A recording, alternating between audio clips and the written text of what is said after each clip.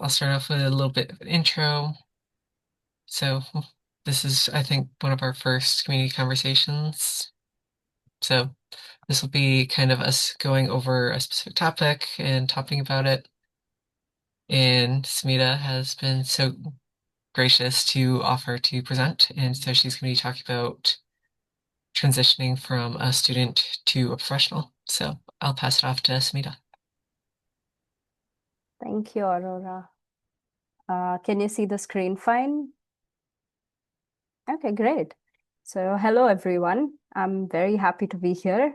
I am Sameedha Mahajan, and today I'll be sharing my experience of navigating the field of architecture in the US as a foreign trained architect. From moving to a new country and finding my voice in the profession to facing challenges and embracing new opportunities, today's discussion is about the lessons that I've learned along the way.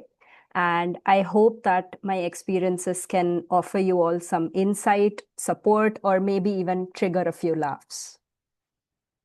Uh, so let me briefly introduce my background. I earned my Bachelor of Architecture degree from Mumbai in India, after which I worked as an architect on residential and campus projects for a year and a half. And then I pursued my Master of Urban Design from Carnegie Mellon in Pittsburgh, Pennsylvania. So professionally, I currently work as a design coordinator at HDR, where I primarily focus on critical infrastructure projects through aviation, healthcare, and wastewater treatment. I've also worked as an environmental designer, where I focused on green infrastructure strategies and GIS analysis for master plans, and on urban design analysis and campus master planning as an urban design intern while I was a student at CMU. So, moving to the US was a big transition for me, both culturally and professionally. So, while I had a strong foundation in architecture from my education and work experience back in India, I had to quickly adapt to a new professional environment. And adapting to new building codes and industry expectations was a steep but a necessary learning curve. One of the biggest hurdles for me has been the licensure process. So, while I am a licensed architect in India, the license isn't transferable to the US. So, the path to licensure as a foreign trained architect can be tedious with the verification of transcripts, licensure credentials from your home country, getting all of the AXP work hours, studying and passing for the AREs, all of this while working full time. Another key challenge has been breaking into high impact fields like aviation and critical infrastructure. These fields require specialized knowledge and are often dominated by professionals with extensive local experience. However, I've found that leveraging your diverse background and fresh perspective can bring a lot of value to these projects. Um, when it comes to cultural differences, adapting to the American workplace isn't just about having good technical knowledge, but it is also a lot about understanding the workplace culture, the communication styles, and the pace of projects over here. So, for example, in India, communication tends to be indirect. People may hesitate to say a direct no, and feedback is often softened to avoid conflict. Whereas what I've learned is that in the US, communication is a lot more direct. It is perfectly acceptable to disagree, to say no, and to provide straightforward feedback without it being perceived as rude. And when it comes to workplace hierarchies, in India, workplaces typically follow a pyramidal hierarchy. This means that your seniority and years of experience determine your decision making power. But in contrast, in American workplaces, I've seen a flatter hierarchy where your performance and your results carry more weight than your tenure. And finally, in regards to self advocacy, in India, speaking up for yourself is seen as boastful and is highly discouraged. But in the US, self advocacy is not only encouraged, but is also necessary for your career growth. I'll address this section again later in the presentation. But what I want to say is that understanding these type of cultural differences that exist is very crucial for adapting to new work environments and for navigating expectations. A few key approaches that have helped me overcome these challenges included seeking mentorship. So, finding the right mentors is very crucial in understanding growth opportunities and industry expectations. Organizations like AIA, NOMA, and student networks have played a big role in guiding me. When it came to developing technical expertise, coming from India, I had to learn new building codes and new construction standards. The construction administration process also differs a lot between the two countries. So, understanding how different phases of a project work was essential in proving my capabilities in the new job market. Networking with professionals, joining industry groups, and participating in mentorship programs have helped me open new opportunities. Over time, I have realized that networking is not just about making connections for career moves or for new jobs, but it is more about learning from others, about sharing your experiences and building a support system for yourself. And as an international professional, I understand how work authorization and career mobility are ongoing concerns because this is largely tied to your visa status. So it is very necessary to pre-plan career moves strategically while balancing these visa requirements and your own professional aspirations. As foreign trained architects, there are multiple pathways to building a fulfilling career beyond traditional architectural practice as well. So you could consider expanding your scope beyond traditional design. Fields like urban design and planning could allow you to work on large scale city developments, while sustainable design consulting leverages your expertise in energy efficient and green architecture. Or if you're interested in the business side of architecture, then real estate development could be an exciting avenue to explore. Allied fields like construction management and project management could allow you to lead projects from concept to completion. Or if you're tech savvy, then specializing in building information modeling or BIM systems could open doors in digital design and coordination. Or if you are someone who enjoys writing, then architecture journalism and research could provide interesting opportunities. And finally, academic roles and fellowships offer a strong career path, especially if you are passionate about research and teaching. So you could try applying for university sponsored research fellowships or teach as a visiting faculty member or a guest lecturer. Or you could explore the option of engaging in funded design research projects that could contribute to the field in a meaningful way.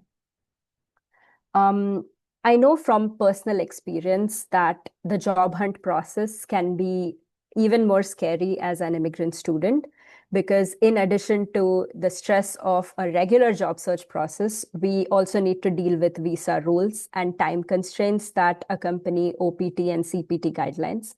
Also, not all firms are willing to or able to sponsor visas, so that reduces the pool that we can apply to. There are also chances that your portfolio might not be considered since you need sponsorship. So, what you could do as an immigrant student is to first understand the visa process. And I found that university resources are the best free resource that one can approach for this. It's necessary to be absolutely clear on timelines because when it comes to building your resume, and when it comes to building your resume, you can highlight experiences from your home country. You could focus on transferable skills. You could talk to alumni, professors, or other mentors to identify employers with a history of hiring international talent or firms who are known to sponsor visas. And lastly, which is the most important and unfortunately sad thing, is that you might need to be mentally prepared that the job hunt process might take a little longer for you. So it's very important to be patient throughout the process. As a foreign trained architect looking to work in the US, understanding the different visa options you have is crucial. So, for those on a student visa or an F1 visa, there is the optional practical training period, the OPT period, which allows you to work for 12 months after you graduate. So if your degree falls under a STEM field, which a lot of architectural degrees do, you can apply for a 24-month extension. So this roughly gives you up to 3 years of work authorization after you graduate. Next, there's the H-1B visa. So for this one, you need your employer to sponsor you, and there is an annual lottery cap, meaning that the demand often exceeds the supply. If you're looking for short-term training or internships, then the J1 visa under the exchange visitor program could be a good option. But this visa often comes with a requirement to return to your home country after completion. For experienced architects with significant industry contributions, the O1 visa is a great option.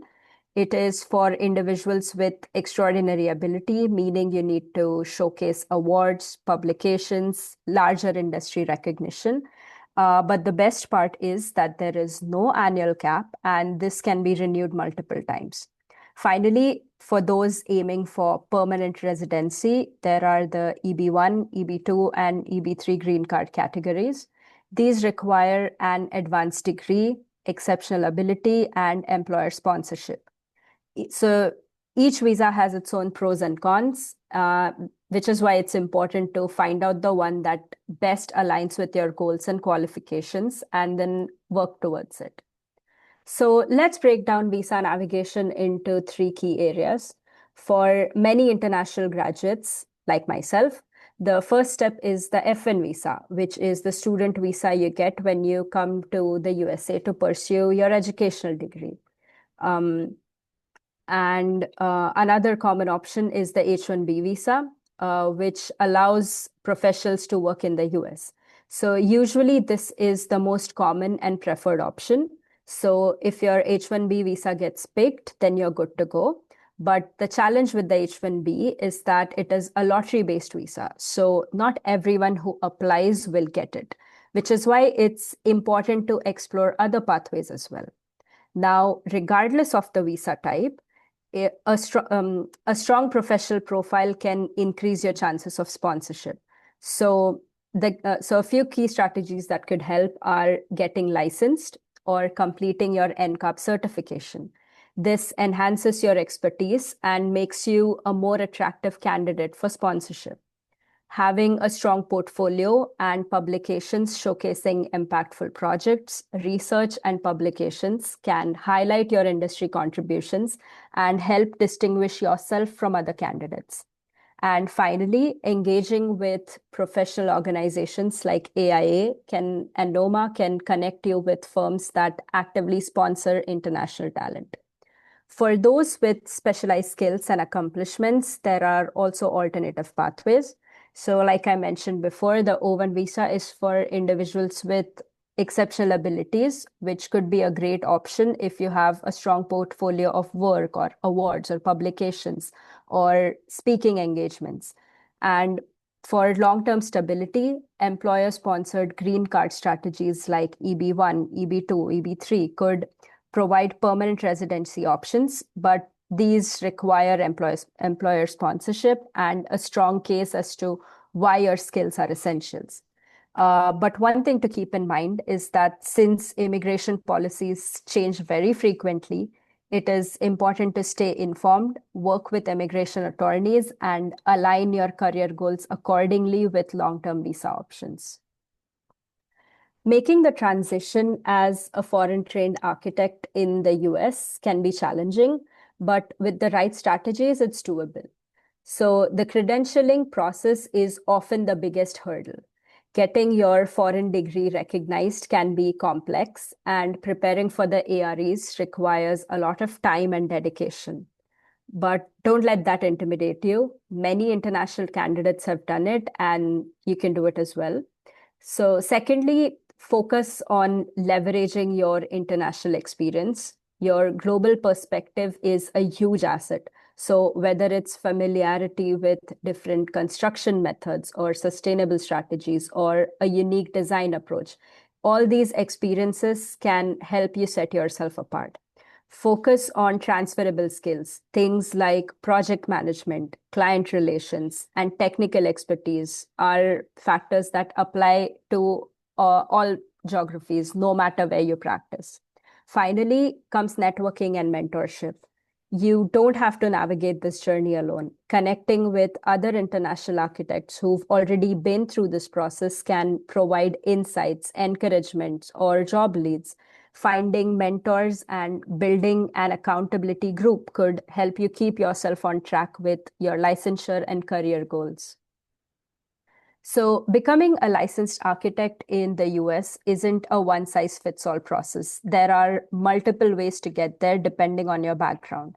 The most traditional path is earning a BArch or an MArch degree from a NAAB accredited program, completing the AXPRs, passing the AREs, and applying for state licensure.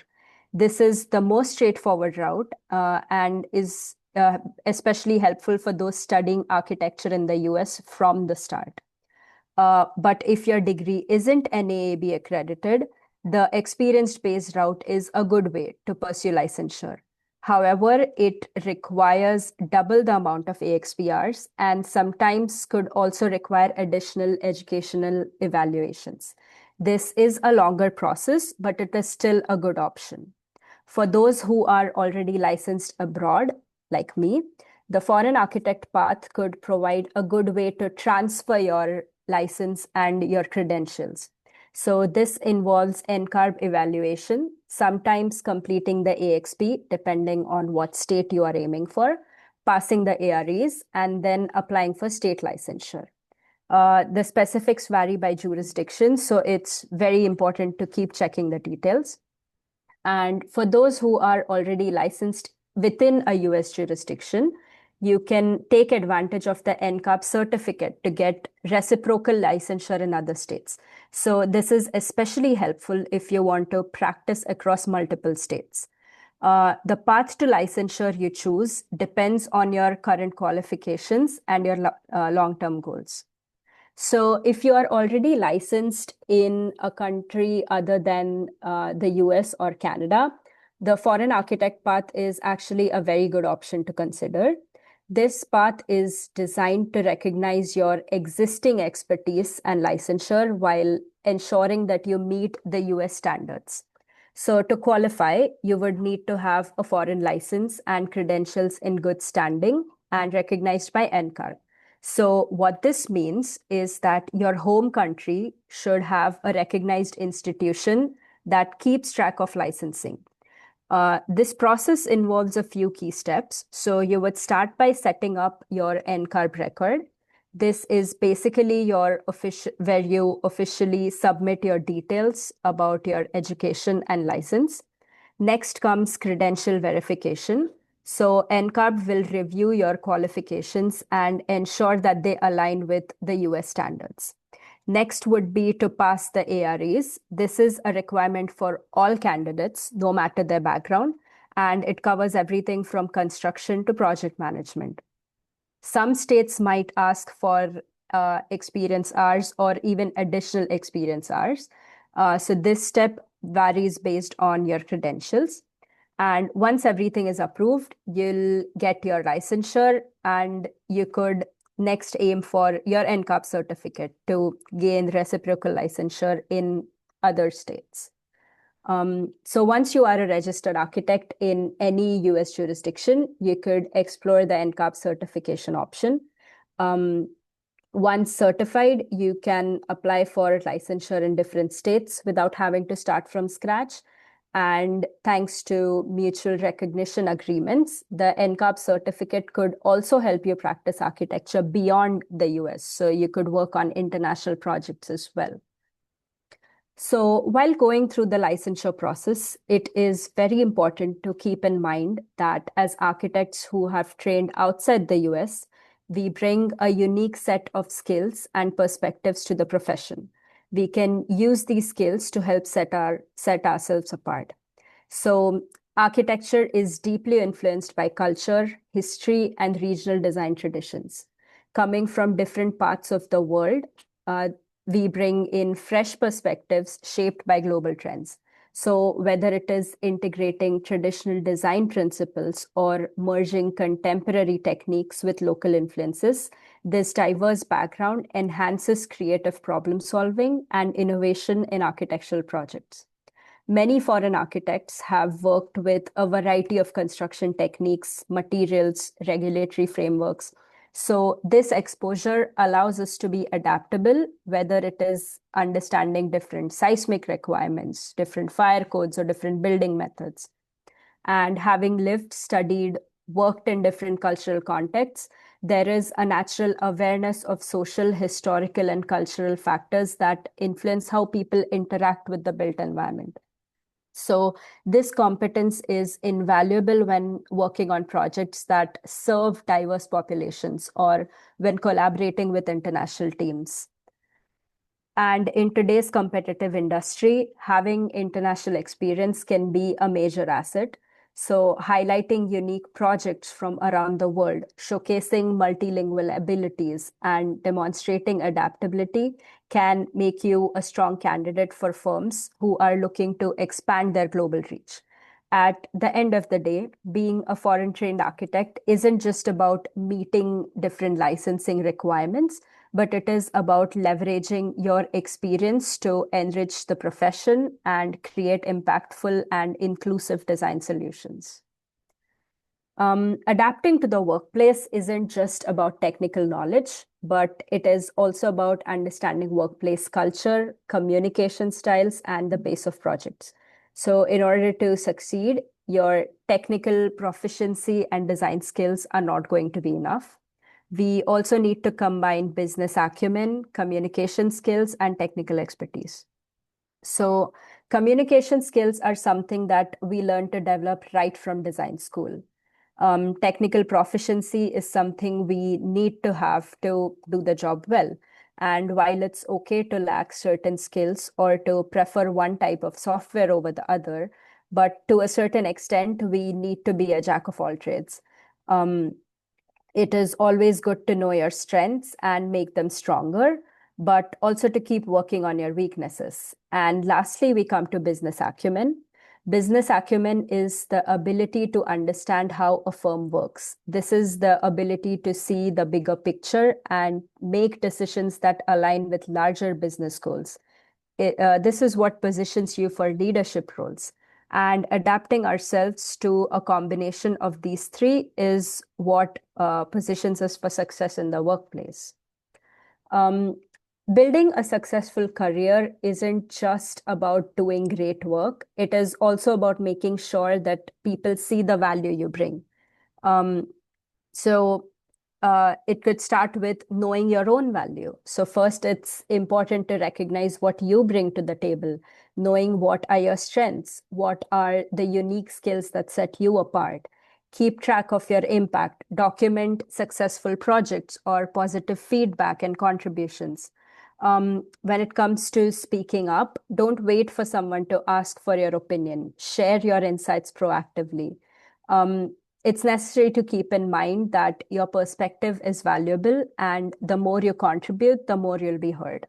Also, when it comes to new opportunities, if you want to grow, then just go after the opportunity. Volunteer for challenging projects, take on leadership roles, and seek active feedback. Um, and it's also necessary to keep in mind that success does not happen in isolation. It's very important to surround ourselves with allies, with mentors and sponsors who support our growth. Um, Joining professional networks, connecting with leaders, and being intentional about building relationships that uplift you is of great help. Building a professional network is very important, like I mentioned. Being a member of different committees can help you meet others in your field and learn from others' experiences. It also helps with professional growth and to advocate for changes needed in the industry. It gives a platform to engage in larger decision making and a larger discourse that contributes to the fields. So there are a variety of committees that you could join and which could help you connect with people at different stages of their professional journey. So it's very helpful in finding mentors who resonate with your own story and your personal journey. In addition to the registered architect license, there are a lot of other architects that emerging architects could pursue. Licenses like LEED AP and WELL AP demonstrate specialized knowledge in areas like sustainability and wellness. You could go for construction specification specializations through CCS licenses. Certifications such as PMP can help professionals effectively manage large-scale projects and get into project management roles for architectural projects. You could go for ASHRAE certifications that focus on energy efficiency and occupant comfort.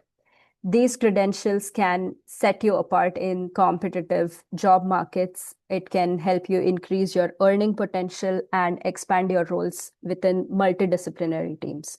Firms often value professionals with these certifications as they contribute to higher quality design, compliance with the ever changing industry standards, and better project coordination. When it comes to being resilient in an ever-changing field like architecture and design, we need to develop strategies to stay relevant. So diversifying your skills is a big game changer. By developing expertise across multiple domains, we can stay ahead of industry shifts. So whether it is picking up a new software or understanding a new discipline or just broadening your existing expertise, this makes you a more well-rounded professional. Another important lesson is to keep learning. Our field is constantly evolving and staying curious about new developments, whether in technology or best practices or even soft skills like effective communication, keeps us adaptable and valuable in our roles. Mastering new workflows and methodologies can make our work more efficient and impactful. Like we discussed earlier, getting additional certifications can help you highlight your compliance with changing industry standards and expand your roles on project teams. And finally, seek feedback from experienced professionals. This could be your mentor, your professor, or even an individual that at work that you really admire. Their insights and constructive criticism can help us grow and refine our abilities. Learning from people who have been through similar challenges can give us perspective, guidance, and even reassurance when things don't go as planned. And finally, the best advice is the one that resonates with you personally. So I hope that you can take something from my journey that you find useful and that it helps you with your own. I'd love to discuss this further if there are any questions. So I want to start by saying thank you so much, Sameedha, for giving this presentation, talking about your story. Mhm. And I would have one question, which would be, what advice would you give to either new students who are immigrants or any professionals in the current political climate of like what they should do to best make sure that they can get a job in the US if they want it? That's a difficult and a loaded question. Uh, to I think to students who to foreign students who are graduating or about to graduate, I would say please network as much as you can in order to get a job because sponsorship for and visa restrictions for getting jobs has become difficult. I've been seeing that when I talk to students. So I think the best way would be to really try hard for internships while you are students because there's a high chance that your internship could turn into a full-time job offer. And even if that does not work out, try to be busy by working with professors on research projects or helping your seniors write papers, write theses, because you never know when what piece of communication can turn into a full-time job prospect. So I would say stay busy and be proactive in in talking to others and yeah. Thank you for that. Do we have other people that have questions?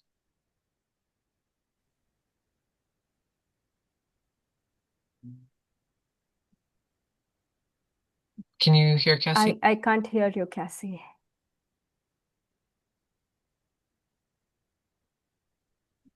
Still no. Yeah, we can't. Maybe you could type out the question.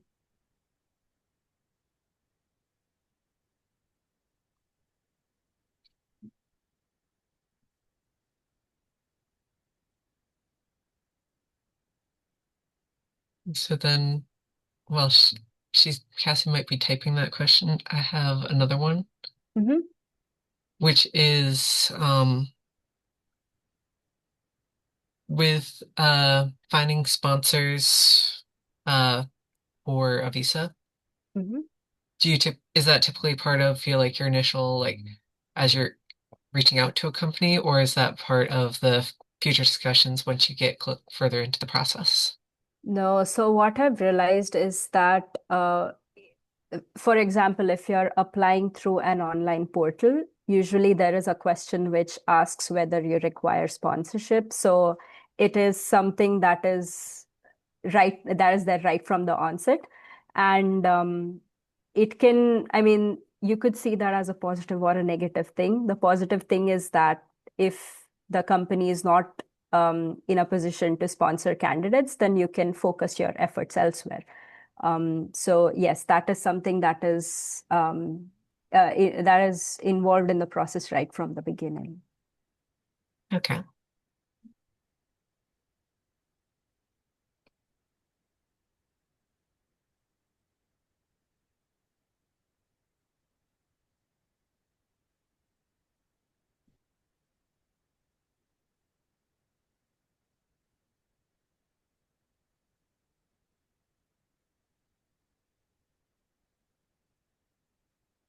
So Cassie, are you working on typing your answer right now? Even though I don't know how you'd say it when we can't couldn't hear you before.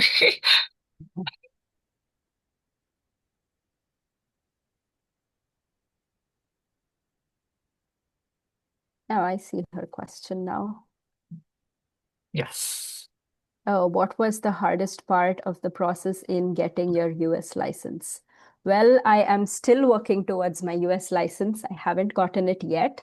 I think the most difficult part that I'm finding as I work towards it is, I think, to find a good study group because while there are, I mean, honestly, it's a very daunting process because even when I started the process and started looking for study guides, I realized that there are so many and everyone prescribes with a different one. Everyone swears by a different one.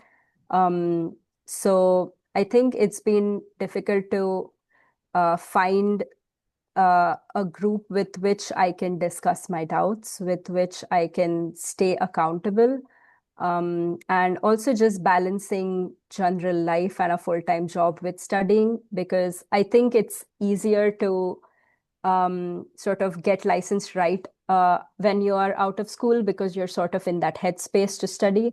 And the longer you wait, I think it becomes slightly more difficult. So yeah, I think those are the two things that I'm struggling with most. Also, I think it's really easy to get into the comfort zone because you're like, okay, I don't need a license to work. So it's easy to fall into the trap of that comfort zone and not push yourself for the license. But yeah, it's a very important step for sure. So I can definitely relate to that as I am currently going through the same process Mhm. of working full time and trying to work on exams. Yeah. So less of a question, but sometimes the best resource for creating a study group is to kind of start one yourself and find other people Yeah. that they might not be doing the exact same exam, but then you can at least have people that you're studying with and be like, Yeah. this person or this person, feel free to like join me and we go get coffee or something, do a little bit of Hmm. studying. And so it's just, I think that's just a suggestion of something that could start of like, if you don't see something Hmm. open Yeah, to no, that trying to that start it that's yourself. a very good suggestion.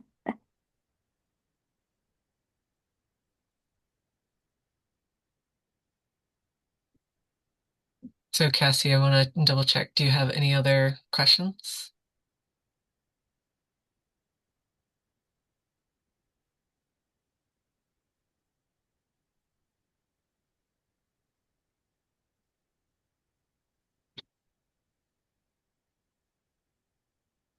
Um, I'm going to assume that's probably a no because that, yep. So that Thank you, confirms that Cassie. she doesn't have any more. But I want to Hmm. say thank you again so much for doing this presentation Hmm. and for both people who are immigrants and for people that were born in the US. I think there's so much that can be gained from the discussion. For those who were not able to join us or only were able to come for part of the discussion, we will be posting this video on our YouTube channel and look forward to having further discussions. Thank you so much, Aurora. It was a really nice discussion. Thank you for having me. Thank you.